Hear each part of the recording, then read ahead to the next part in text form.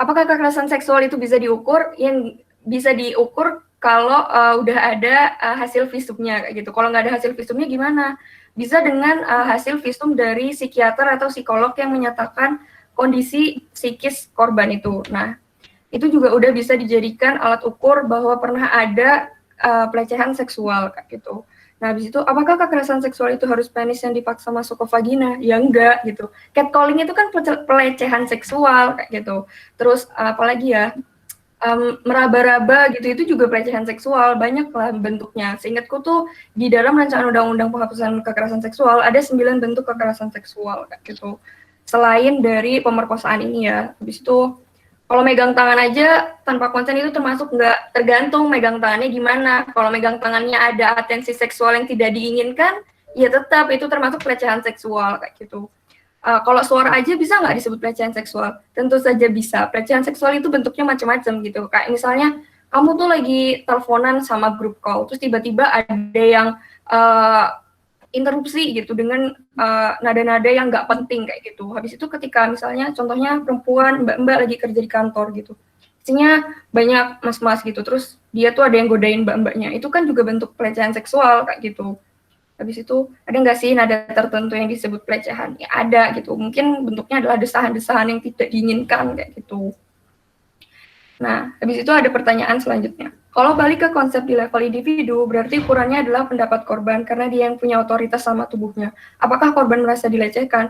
Nah, tapi kalau ukuran ini juga bermasalah, gimana cara verifikasinya? Habis itu gimana kalau misalnya korbannya bohong? Gimana kalau misalnya dia nggak bohong tapi lupa detailnya? Apalagi ini berkaitan dengan trauma, jadi perlu hati-hati kalau minta korban bercerita. Ya kembali lagi, maka dari itu si korban ini perlu dirujuk ke psikolog atau psikiater. Nah dari psikolog atau psikiater mereka akan membuktikan hasil visum kondisi mental korban tersebut. Nah kalau misalnya kan psikolog ya sama psikiater yang lebih ngerti apakah si korban ini benar-benar trauma, apakah dia cuma pura-pura kayak gitu. Nah, habis itu selanjutnya ada pertanyaan lagi. Berarti di sini perlu saksi doang yang memverifikasi bahwa benar telah terjadi kekerasan seksual. Tapi kalau nggak ada saksi gimana? Kalau pemaksaan penis ke vagina kan bisa dibuktikan dengan visum. Tapi ini butuh persetujuan dari korban karena dia yang punya otoritas. Kalau korbannya nggak mau ya nggak bisa dibuktiin. Dan kalau kejadiannya udah terlalu lama, visum juga udah nggak terlalu membantu. Lalu gimana cara permasaan dada? Ini sama sekali nggak ada bukti materialnya. Iya benar. Jadi kalau di KUHP itu dikatakan bahwa pemerkosaan cuma bisa terjadi antara korban dengan pelaku itu nggak kenal. Kalau korban sama pelakunya itu kenal, itu termasuk pasal perzinahan kayak gitu. Pasal perzinahan itu juga harus dilaporin kalau salah satunya tuh ada yang kenal gitu. Misalnya kayak bapaknya korban lah, bapaknya pelaku, ibu keluarganya, pokoknya harus ada yang ngelaporin kayak gitu. Kalau nggak ada yang ngelaporin ya persidangan itu nggak bakal dimasukin mungkin ke pasal lain kayak gitu. Nah, habis itu berkaitan dengan KUHP yang pemerkosaan itu. Nah, itu sebenarnya memang membutuhkan saksi minimal 1 orang dan alat bukti kayak gitu. Nah, seringnya kan kita tahu terjadi bahwa pasti kebanyakan kekerasan seksual itu terjadi oleh orang terdekat. Jadi korban dan pelaku itu sama-sama kenal. Habis itu dilakukan di tempat yang sepi kayak gitu. Dan biasanya alat buktinya itu paling baju kayak gitu.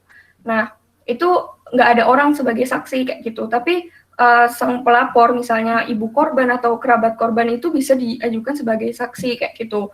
Nah, yang diajukan lagi di rancangan undang-undang penghapusan kekerasan seksual bahwa hasil visum dari psikolog atau psikiater itu juga bisa dimungkinkan untuk diajukan sebagai barang bukti gitu. Jadi saksi orang itu tuh nggak harus dipaksakan harus ada gitu, karena kan pasti tindakan kekerasan seksual itu dilakukan di tempat yang sepi gitu.